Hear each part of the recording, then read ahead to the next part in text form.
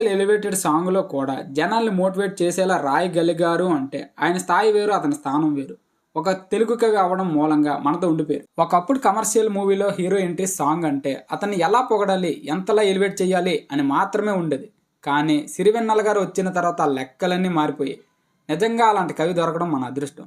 సంద్రం కూడా స్తంభించేలా మనసత్తా చూపిద్దామా, సంగ్రామంలో గీతాపాఠం తెలుపుమా. అక్కడ స్పేస్ లేదు. స్పేస్ ఆయన క్రియేట్ చేసుకుని తీసుకున్నాడు, ఆయన వాడుకున్నాడు. ఊరికే హీరోని పొగడ్డం కోసం రాయడం కాదు, కథకి సరిపోయేలా రాయడం.